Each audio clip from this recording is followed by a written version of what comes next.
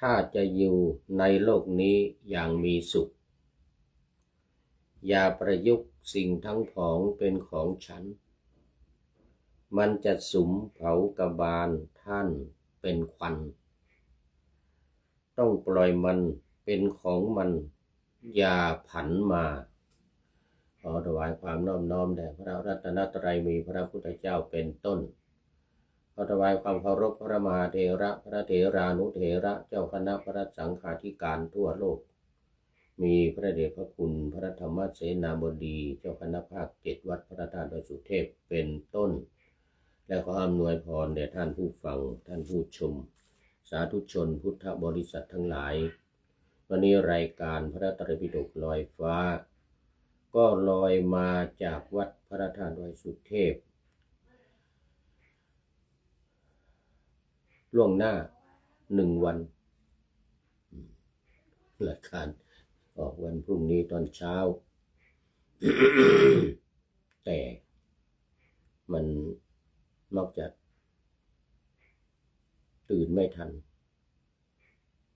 หรือบางทีตื่นทันก็ไปทำวัดกลับมาหรือว่าบิณฑบาตอะไรเงี้ยมีหลายอย่าง มีหลายอย่างตอนเช้านี่นะแต่ถ้าไม่ตื่นก็ดีไปอย่างหนึ่ง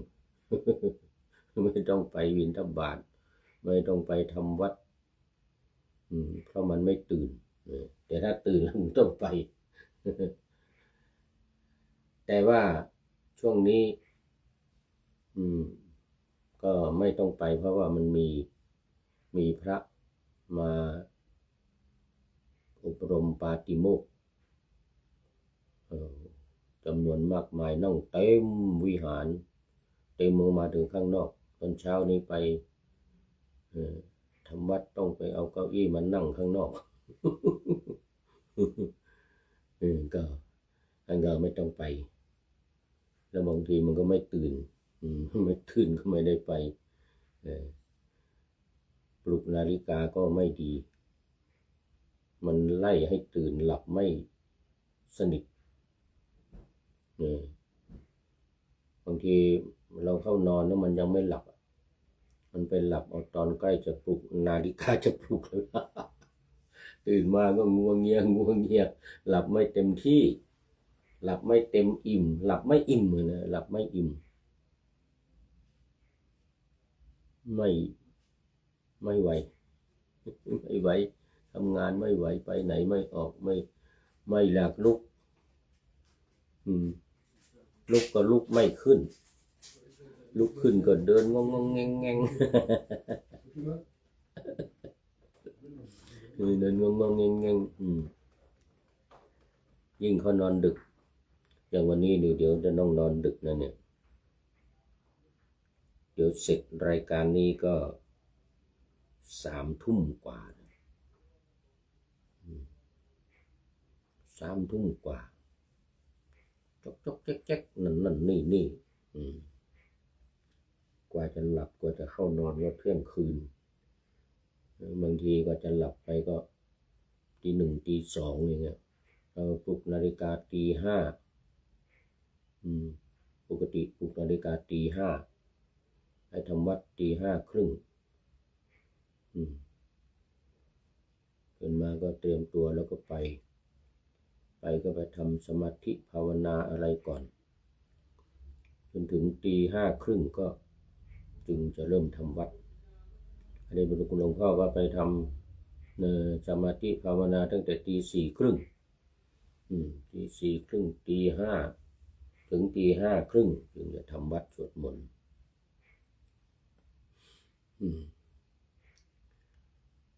แต่ถ้าปล่อยให้ตื่นเองนี่มันหลับสนิทดีเราไม่ต้องปลุกมันตื่นเองแต่อย่างว่าถ้าตื่นมาแล้วต้องไปเลยหรือทำหรือไปเรื่องธรรมะสวดมนต์นี่นะอย่าเข้านอนอีกนะนอนมันก็ไม่หลับไม่ต้องนอนเสียเวลาถ้าตื่นแล้วนี่ก็ไปเลยท ภารกิจส่วนตัวเข้าห้องน้ำห้องตาอะไรต่างๆเรียบร้อยห่มผ้าไปเลยไปทำวัดไปทำสมาธิภาวนาพระหลวงพ่อทำตั้งแต่ตี 4:30มาแล้วตี 4นี่หลวงพ่อก็ตื่นไปแล้วตี 4:30ก็เริ่มทำสมาธิภาวนาใครจะไปทำก็ไปไม่ไปทำก็ไปตอนสวดมนต์อันนี้ก็ทำไปเลยจนถึงตี 5:30ก็ทำวัดสวดมนต์แต่ถ้าวันลงอุโบสถถึงตี 5นะทำสมาธิถึงแค่ตี 5ก็เตรียมไปอุโบสถฟังปาติโมกข์ตั้งแต่ตี 5:30ถึง6:40หรือไม่เกิน6:30เลยนะก็ลงมาแล้วทำบุญตักบาตรญาติโยมมากันเต็มมคณายกก็เอาแล้วทีนี้ ทำบุญตักบาตร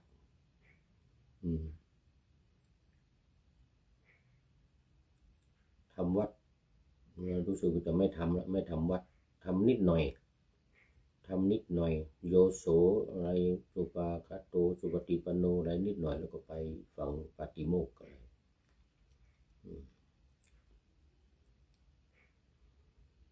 แล้วตอนนี้ก็มีพระมาฝึกอบรมปาติโมกข์พระปาติโมกข์จำนวน50-60 รูปจำนวนมากนั่งทำวัดเต็มกันหมดเลยมันก็เลย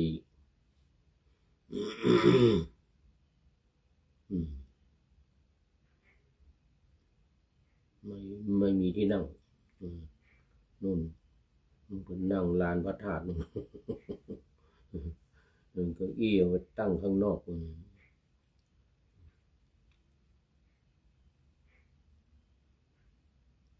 เอาละตอนนี้ก็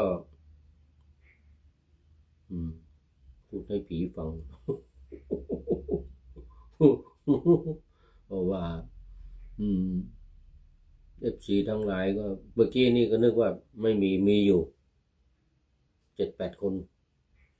มี FC อยู่ 7-8 คนนี่ขยับละขยับละจะมาละ โอ้อาจารย์ไพศาลศรีวิชัยก็มารายการเมื่อกี้นี่นะมี FC เก่าแก่ๆมา FC ประจำ FC ตัวจริงหลับกันหมดแล้วนี่เราก็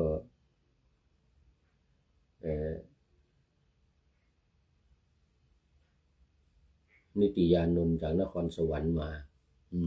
ยังไม่นอนกิตติพงษ์มณีชัยก็ยังไม่นอนตอนนี้ถ้าจะม้อยไปแล้วจะม้อยไปแล้วมาปฐมวรรคจบไปเริ่มทุติยวรรคเมื่อวานนี้เอตทัคคะนะเอตทัคคะที่วรรคเอตทัคคะวรรคที่14ปฐมวรรคจบไปแล้วก็เอตทัคคะทุติยวรรคว่าไป3-4 คนเมื่อวานนี้โอ้เยอะนี่ว่าไป10จุลปันถกมหาปันถกสุภูติแล้วก็สุภูตินี่2เลิศจุลปันถกนี่2เลิศความจริงนะอยู่ในวรรคแรกนู่น1ก็มาในวรรค2นี่อีกสุภูติ2วรรค2เลิศเลวัตตขาทิวรนิยะกังขาเรวัตตะโสนะโกริวิสะโสนะกุติกันนะศิวลี เลิศกว่าภิกษุทั้งหลายโอ้ศิวลีนี่เมื่อคืนนี้พูดถึงศิวลีนานไปหน่อยเป็น30 ชั่วโมง30 นาที เอาวันนี้มาต่อข้อที่108นะรูปที่11วักกะลิพระวักกะลิโอ้นี่คุ้นได้ยินว่าวักกะลินี่ดูจะคุ้นที่รักความสวยความงามวักกะลินี่นะหลงรักพระพุทธเจ้าหลงรักอะไรรูปสวยพุทธเจ้านี่รูปหล่อนะ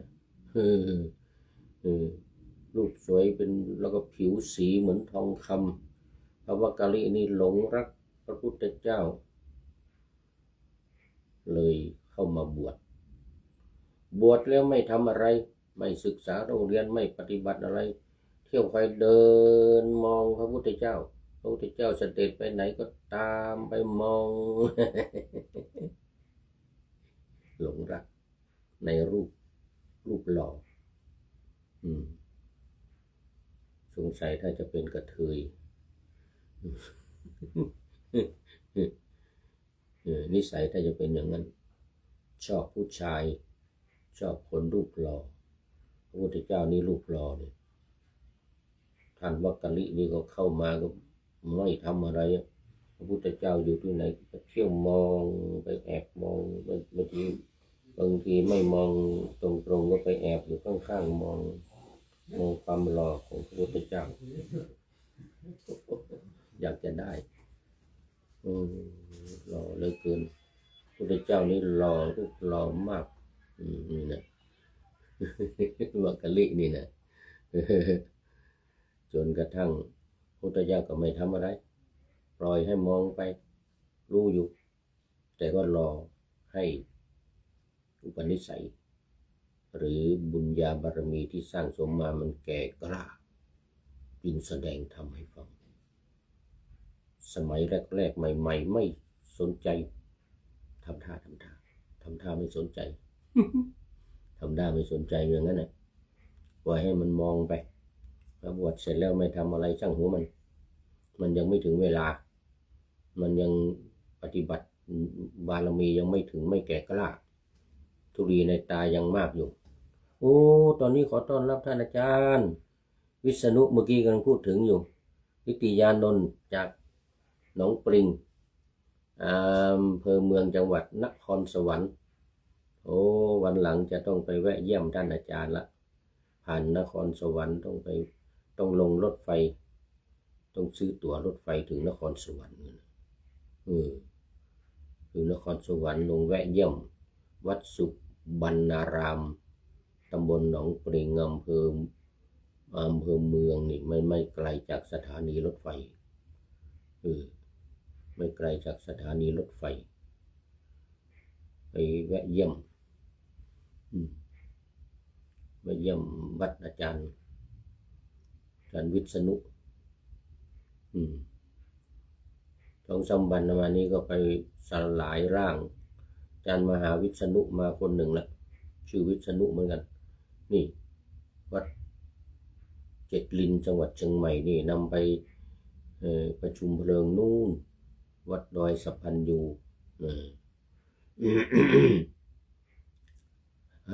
ขอบคุณมากนึกว่าจะพูดให้ผีฟังครับอาจารย์ นึกว่ามีFCทั้งหลายหลับไปหมดแล้ว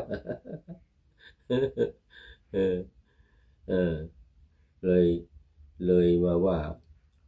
พระไตรปิฎกไปแล้ว1 ข้อคือท่านวักกะลิเลิศกว่าภิกษุทั้งหลายของเราผู้หลุดพ้นด้วยศรัทธาทุติยวรรคจบจบที่ลูกที่11นี่แหละนี่ หลุดพ้นด้วยศรัทธาคือมีศรัทธามีความเลื่อมใสในพระพุทธเจ้ามากศรัทธามากแล้วก็ไม่มีปัญญาทีนี้ คือมองอยู่อย่างนั้นน่ะพุทธเจ้าไปที่ไหนก็ตามไปมีศรัทธาเลื่อมใสในพุทธเจ้ามากรักพระพุทธเจ้ามากจนพระพุทธเจ้าอย่างว่ารอโอกาสรอเวลาให้บารมีแก่กล้าเหมือนจุลปันถกรอจนกว่าจุลปันถกจะไปโดดหน้าผานะเข้ามาในข่ายคือยานเลยเนี่ยวักกะลิเนี่ยก็เหมือนกันรอเมื่อไหร่จะเข้ามาในข่ายเข้ามาในยานของพุทธองค์เนี่ยนะเมื่อมาในยานเสร็จแล้วก็จะได้ไปโปรดคราวนี้มาในข้อที่15อะไรนี่เอตทัคคะวรรควรรคเดียวกันในเอตวรรคที่14เหมือนเดิมยังไม่ถึง15แต่เป็นวรรคที่3ตัดติยวรรคเมื่อกี้วรรคกะลิจบไปวรรคกะลิอยู่ในวรรคที่2ทุติยวรรคแต่ในตัดติยวรรคที่3นี่ก็ข้อ209เป็นต้นไปเมื่อวานนี้เหลือองค์เดียวหมดเวลาเมื่อวานนี้หมดเวลามัวคุยมัวพูดมากไปวิหารไหลคราวนี้มาเริ่มข้อที่209รูปที่12พระผู้มีพระภาคตรัสว่าลาหุนเลิศกว่าภิกษุสาวกทั้งหลายของเราผู้ใคร่ต่อการศึกษาแล้วลาหุนนี่แต่คนจริงเก่งเรื่องวินัยนะเป็นผู้ช่วยพระอุบาลีเลยทีเดียวถึงขั้นระดับเก่งนิติศาสตร์แต่นี่ได้รับการยกย่องว่าเป็นผู้เลิศกว่าภิกษุทั้งหลายด้านใคร่ต่อการศึกษาเหมือนกันไม่ท้อไม่ถอยไม่ย่นและย่อในการศึกษาไตรศึกษานี่ศีลสมาธิปัญญาไม่ลดไม่ละในวรรคที่3นี่ก็เป็นรูปที่1รูปที่2พระรัฐบาลรัฐบาลนี่ก็คุ้นๆนะฟังคุ้นๆเลิศกว่าภิกษุทั้งหลายของเราผู้บวชด้วยศรัทธาอีกเหมือนกันแต่อันนั้นนี่ใคร่ต่อการศึกษาส่วนวักกะลินั่นมีศรัทธาเจาะจงในพระพุทธเจ้าเจาะจงผู้จะแต่อันนี้เลิศด้วยเป็นผู้บวชด้วยศรัทธาไม่ใช่บวชเพื่อนั่นเพื่อนี่เพื่ออยากจะได้โน่นอยากจะได้นี่ไม่ใช่งั้นนะแต่บวชด้วยความศรัทธาเพราะว่าคนบวชมันมีอยู่หลายประเภทเหมือนที่เขาพูดเล่นกันหรือเปล่าไม่รู้นะบวชหนีสงสารบวชพลานข้าวสุกบวชสนุกตามเพื่อนอาจจะว่าเล่นกันนะเนาะสนุกตามเพื่อนไปอย่างนั้นนะบวชหนีสงสารอันนี้เอาจริงนะนี่เอาจริงบวชหนีสงสารจะพ้นจากวัฏทุกข์ในโลกนี้ไปท่านอาจารย์วิษณุ บวชหนีสงสารบวชพลานเข้าสุขว่ะ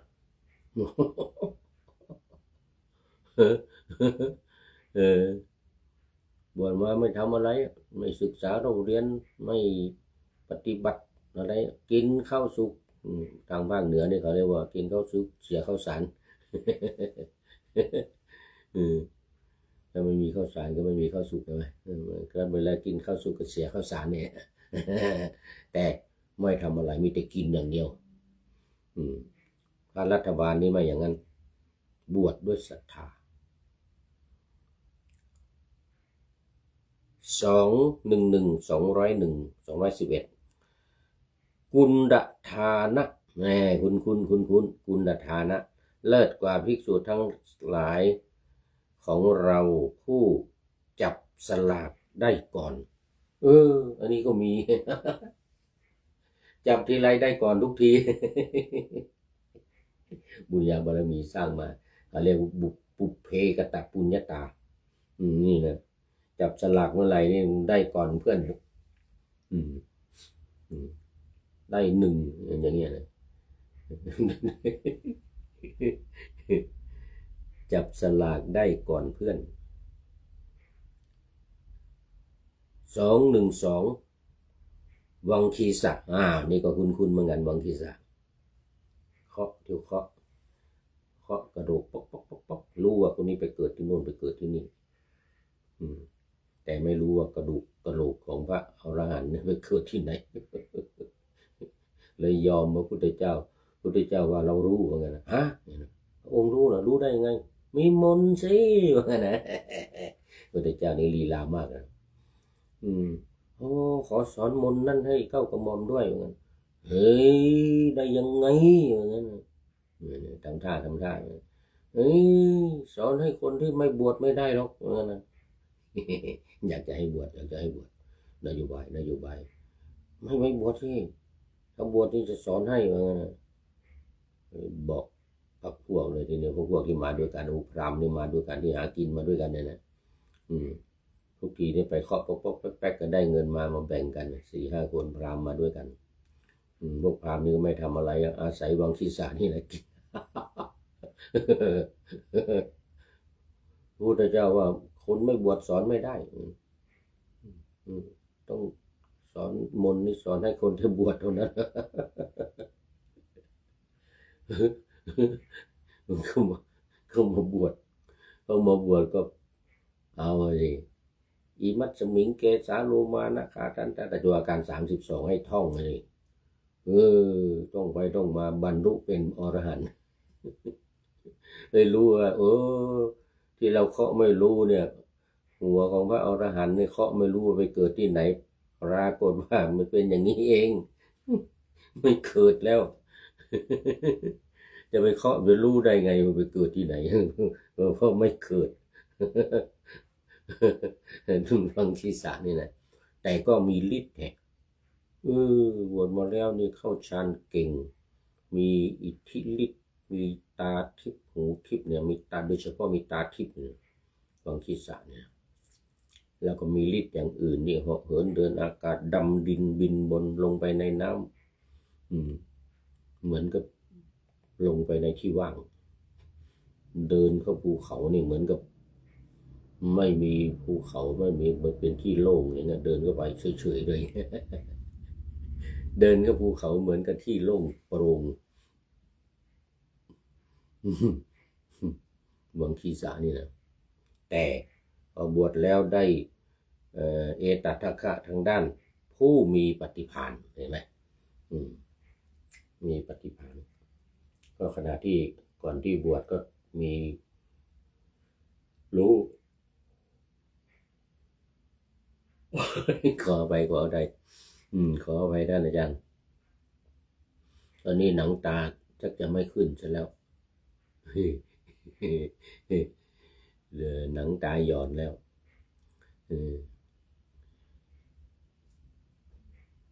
ง่วงอยากจะนอนหลับแล้วด้านปฏิภาณปุ๊บปั๊บตอบปัญหาไวมีใครถามอะไรตอบปุ๊บปั๊บเลยนี่ปฏิภาณดีมากตอนนี้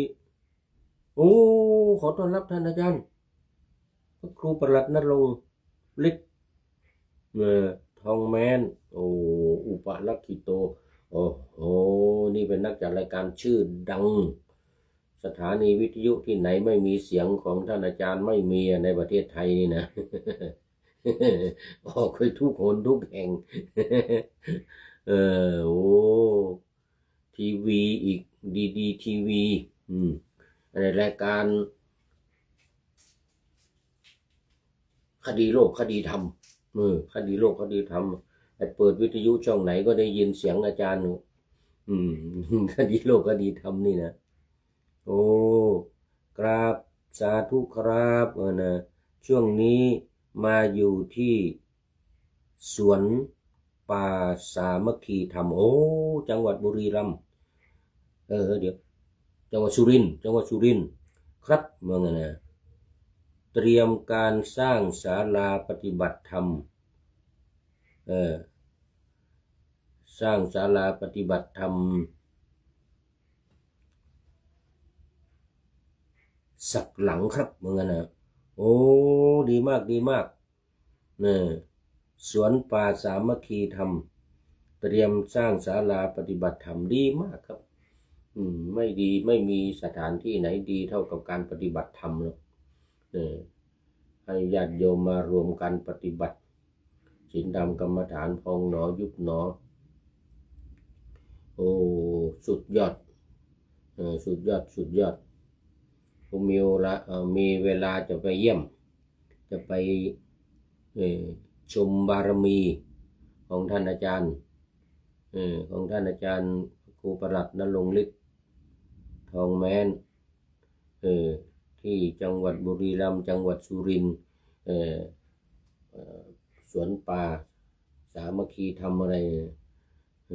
โอ้ดีมากดีมากสร้างเถอะสร้างอาคารปฏิบัติธรรมนี่แหละคนจะได้มารวมกันวิปัสสนาธุระจะได้เจริญคันธธุระเนี่ยมีมากแล้ววิทยาลัยมหาวิทยาลัยมหาจุฬามหามกุฏเอาทางปฏิบัติดีกว่าเนี่ยศาลาการปฏิบัติธรรมนี่คันธธุระปล่อยเขาไปเราเอาทางวิปัสสนาธุระอย่างผมนี่ก็เอาวิปัสสนาธุระอย่างเดียวตอนนี้คันธธุระด้วยกันนี่แหละทั้งคันธทั้งวิปัสสนาด้วยกัน80%ในชีวิตประจำวันนี่นะ80%เป็นคันธธุระกับวิปัสสนาธุระนี่แหละ80%งานอื่น20%ปละหิตปฏิบัตินี่นะสำหรับผู้อื่นนี่นะ20%สำหรับตัวเองนี่อัตตหิตสมบัติ80%นี่มีอะไรบ้างก็คือคันธธุระกับวิปัสสนาธุระ2อย่างนี้แหละ2อย่างนี้แหละอยู่ด้วยกันนี่แหละถ้าไม่มีคันธะก็ไม่มีวิปัสสนาไม่ถูกต้องถ้าไม่มีวิปัสสนาก็ปฏิเวทไม่มีปฏิเวทไม่มีอันศาลาปฏิบัติธรรมเนี่ยสำหรับปวิเวกโดยเฉพาะเลยขอสนับสนุนเป็นอย่างยิ่ง ก็ขอบคุณมากนึกว่าจะพูดให้ผีฟังแล้วคืนเนี่ย ชั่วโมงนี้นะจะพูดให้ผีฟังเนี่ย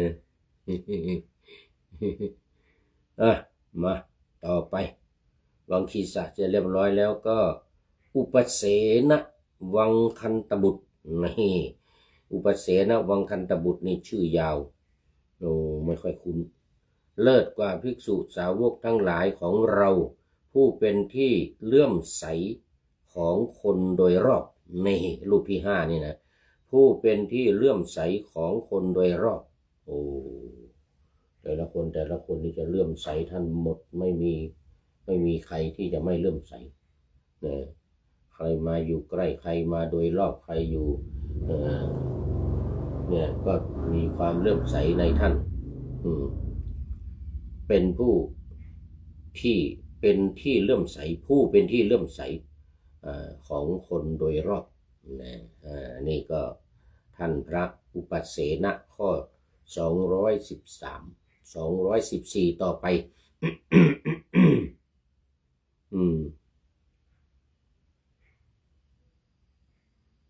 อะไรเนี่ยทัพพระมัลลบุตรนี่คุณทัพพระมัลลบุตรนี่คุณเลิศกว่าภิกษุสาวกทั้งหลายของเราผู้จัดแจงเสนาสนะทัพพระมัลลบุตรนี่สุดยอดจัดแจงเสนาสนะพระอาคันตุกะคันตุเกะกะมา จัดสถานที่ให้หลับให้นอนเรื่องเสนาสนะทั้งหลายต้องยกให้ท่านทัพพระมัลลบุตรนี่เป็นผู้ที่จัดแจงเสนาสนะรูปที่6ในวรรคที่3ต่อไปปิลินทวัชชะปิลินทวัชชะนี่ผู้เป็นที่รัก ที่ชอบใจของเหล่าเทวดาโอ้โหเหมือนหลวงพ่อที่อยู่ป่าเลยหลวงพ่อที่อยู่ป่าแสดงธรรมในวันอุโบสถทีหนึ่งเทวดาสาธุการให้เสียงดังลั่นเต็มป่าในราวป่าแต่อันนี้ชื่อปิลินทวัชชะ เป็นที่รักที่ชอบใจของเหล่าเทวดาแล้วต่อไปพาหิยะทาลุจริยะนี่ก็คุ้นๆเลิศกว่าภิกษุสาวกทั้งหลายของเราผู้รู้แจ้งได้เร็วโอ้โหนี่สุดยอดฟังแค่สองประโยคเห็นสักว่าเห็นได้ยินสักว่าได้ยินจบแค่2ประโยคบรรลุเป็นพระอรหันต์เลยนี่จึงเรียกว่าเป็นผู้รู้แจ้งได้เร็วนี่ท่านพาหิยะทาลุจิริยะนี่นะพอพุทธองค์ตรัสว่าเห็นสักว่าเห็นได้ยินสักว่าได้ยินเนี่ยบรรลุเป็นพระอรหันต์เลยขอบวชโอ้พระพุทธเจ้าตรัสว่าต้องมีบริขารให้ครบก่อนจึงจะบวชได้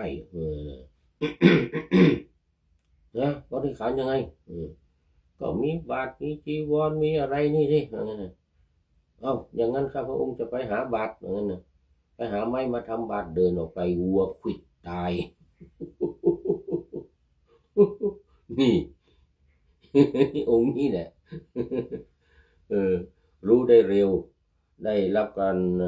รู้แจ้งได้เร็วคือบรรลุธรรมเร็วเนี่ยฟังแค่2ประโยคกับบรรลุแล้วพาหิยะทาลุจริยะนี่นะฟังแค่2ประโยคกับบรรลุแล้ว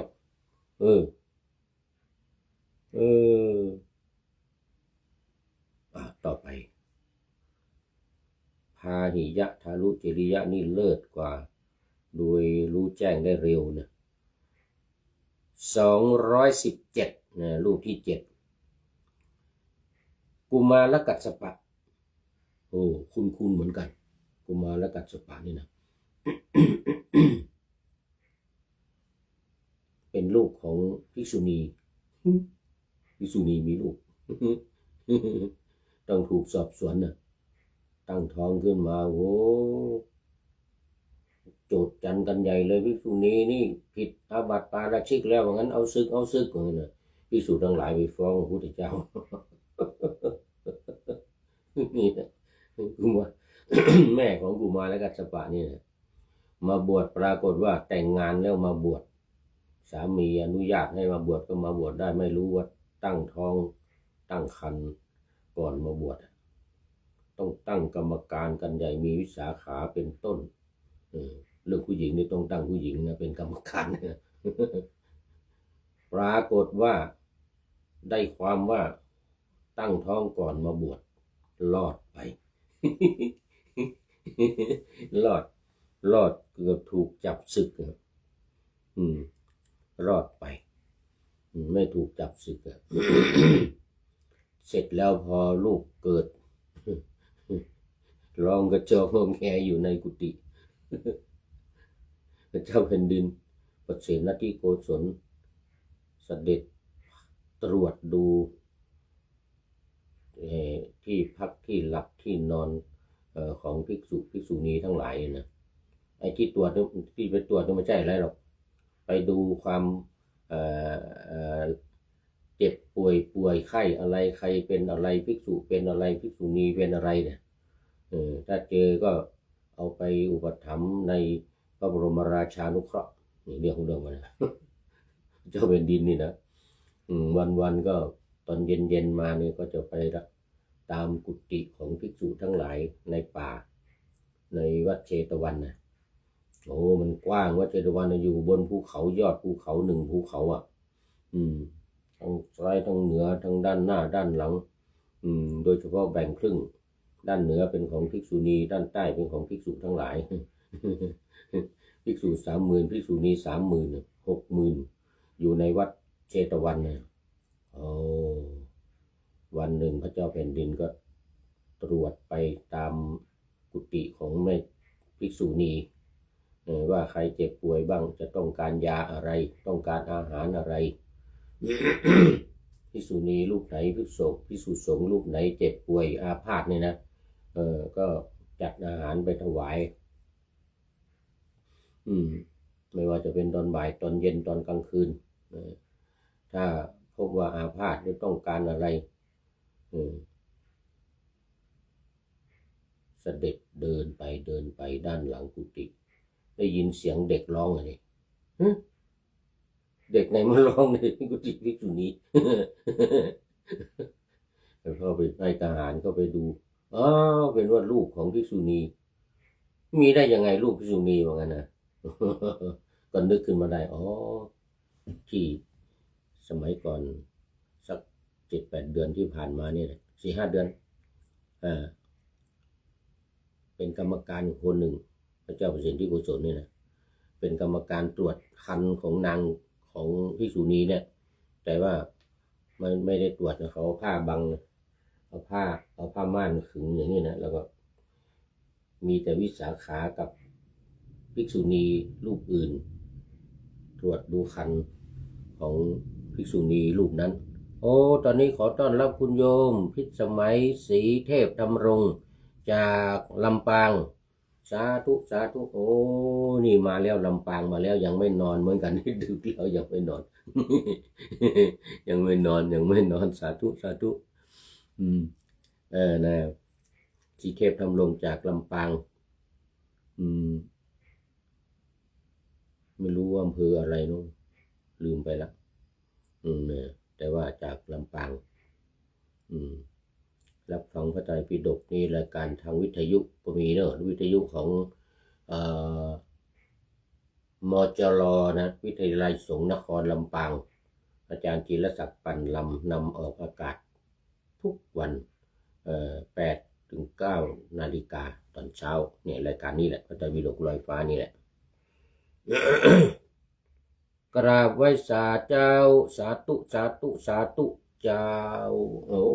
ดีใจได้ยินเสียงมาแล้วเจ้าโมทนาเป็นอย่างยิ่ง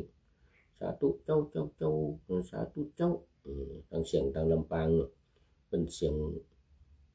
สั้นของลำปางเนี่ยสาธุเจ้าข้าเจ้านะลำปางหนานี่มันได้เขียนหนามาตัวเองเฮ้ยกราบไหว้สาธุเจ้าหนาอีกอ่ะลำปางหนาลูกมีดนี่บางหนาอย่าฟังก็ม่วนดีนะไปฟังพระทางจังหวัดลำปางเทศธรรมนะเพิ่นเรียกว่าระบำม้าย่ำไฟม่วนเหมือนเนอะม้าย่ำไฟคือว่าเร็วว่าเร็วมากฟังพระอ่านธรรมพระทางจังหวัดลำปางนี่นะทำนองม้าย่ำไฟทำนองม้าย่ำไฟนะมีพระอาจารย์คนหนึ่งเดี๋ยวก่อนลืมชื่อไปละก็นานอย่างลำปางอ่ะว่าไอ้นี่นะม้วนฟังม่วนดีอันเวนตาลนี่นะเวนตาลงานศพนี่นะม่วนเนื้อทางลำปางนะเพิ่นว่าม่วนแต่ทำนองของเพิ่นทำนองทางลำปางมาย่ำไฟ มีตัวหนึ่งอยู่พุ่นไปปะเยอรมันท่านอาจารย์พระมหาอย่างอ่ะลืมชื่อไปนี่อยู่ที่เยอรมันอ่ะออกเฟซบ่อยเนี่ยออกเฟซบ่อยพระมหาคนเมืองหนาเนี่ยคนเมืองหนา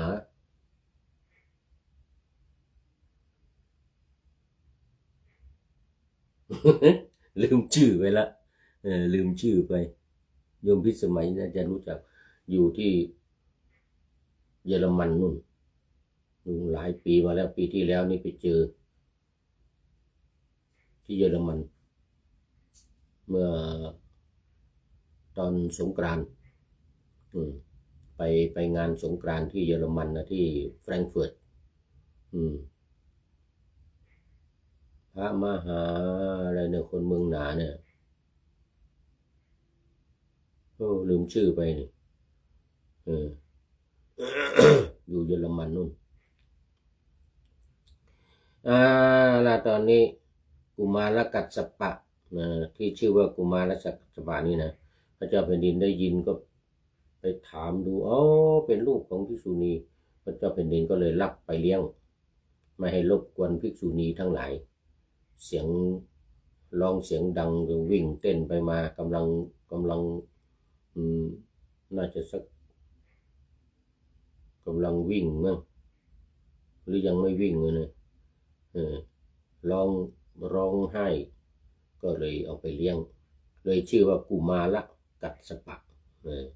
เพราะว่าพระราชาเอาไปเลี้ยงเอาไปอุปถัมภ์ในพระบรมราชานุเคราะห์เลยตั้งชื่อว่ากุมารกัสสปะเลิศกว่าภิกษุทั้งหลายผู้แสดงธรรมได้วิจิตรนี่ขณะเป็นลูกของภิกษุณีนะเวลาเป็นราชกุมารเนี่ยก็พอเอาไปเลี้ยงก็เป็นลูกของพระเจ้าแผ่นดินใช่ไหมไปเล่นกับเด็กทั้งหลายก็พากันล้อว่าลูกไม่มีแม่ลูกไม่มีแม่ก็เข้าไปถามพระราชาเนี่ยพระเจ้าประสิทธิโกศลนะขอพระราชาบอกแม่ของผมให้หน่อยเงินใครเป็นแม่ของผมเงินเนี่ย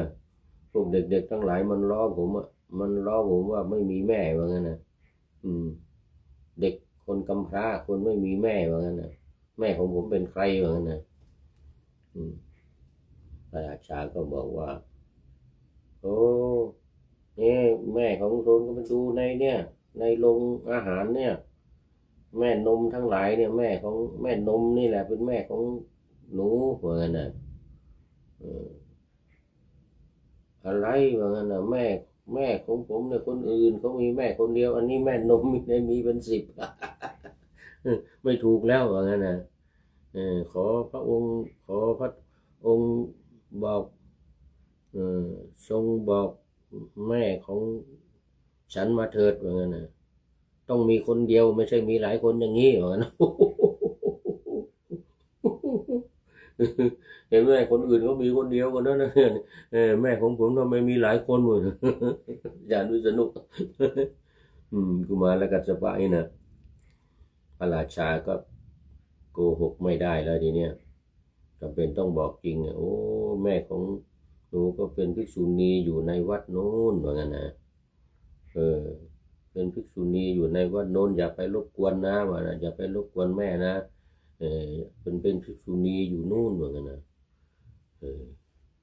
ก็ไม่ไปพอ7 ขวบก็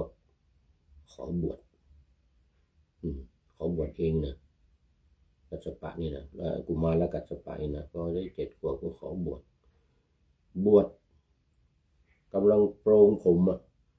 ผมเสร็จบรรลุเป็นพระอรหันต์เลยนี่กุมารกัสสปะเนี่ยแค่โปรงผมโปรงผมเสร็จเป็นพระอรหันต์เลยโอ้โหวันหนึ่งก็เดินไปบิณฑบาตแม่เห็นนะสิภิกษุณีด้วยแม่เห็นวิ่งเข้าไปหาอันนี้ลูกของเราดึงผ้า ดึงผ้าจีวรของสามเณรน่ะสามเณรเป็นพระอรหันต์เป็นพระอายุ7 ขวบนี่พอบรรลุพอบวชเสร็จก็บรรลุเป็นพระอรหันต์แล้วเนี่ยพระพุทธองค์ก็ให้อุปสมบทเป็นภิกษุเลยแค่7 ขวบเนี่ยเป็นภิกษุเลย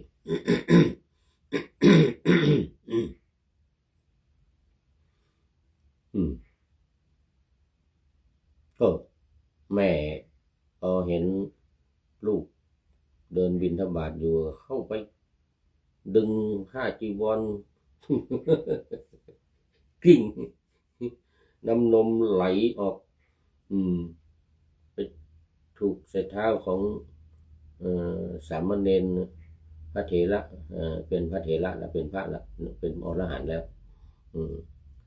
บอกลูกว่างั้นลูกของแม่ลูกของแม่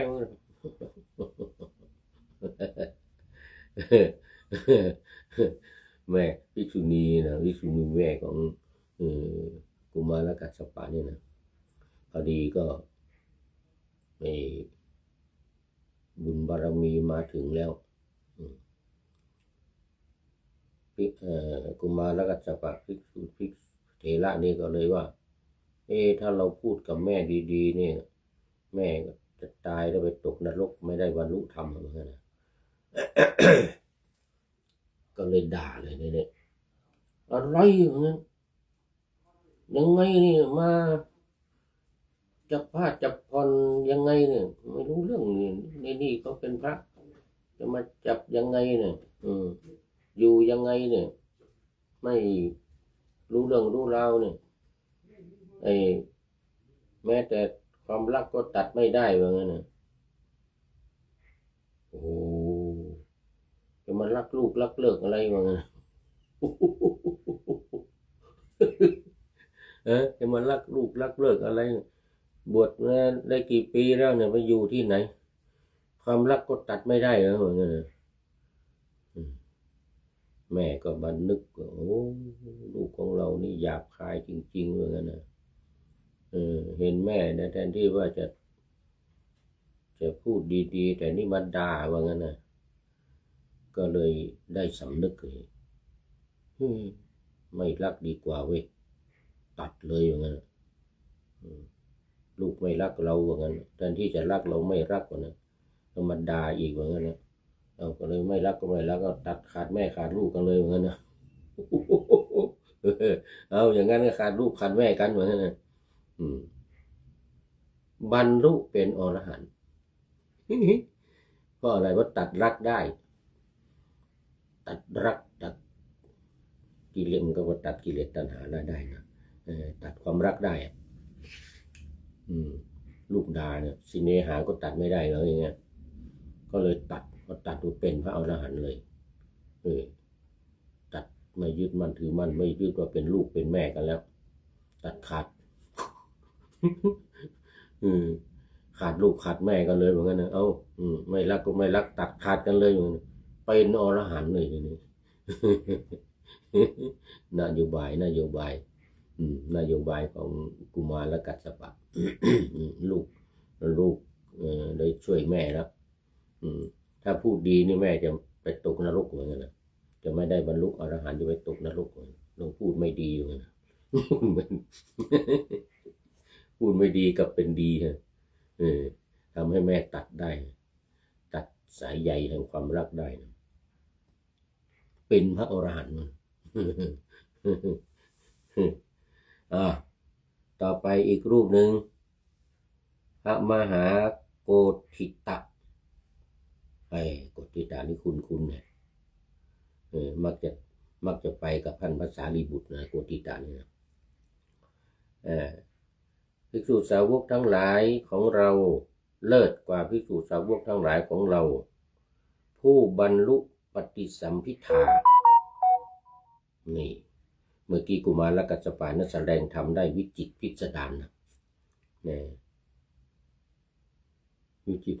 แสดงธรรมแม่ให้แม่ฟังเงินด่าแม่นี่โกฏิตะนี่บรรลุปฏิสัมภิทาตติยวรรคที่3นี่ก็จบพอดีบรรลุปฏิสัมภิทาเลยปฏิสัมภิทานี่ก็มีการฤทธิ์มีฤทธิ์มีเดชแสดงฤทธิ์ได้นะปฏิสัมภิทา4นี่นะ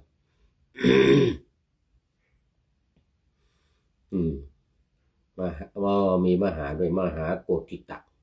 เลิศกว่าสาวกทั้งหลายของเราผู้บรรลุปฏิสัมภิทาสุดยอดเลยมันดูปฏิสัมภิทาเลยจบวรรคที่3วันนี้ได้1 วรรค10 รูป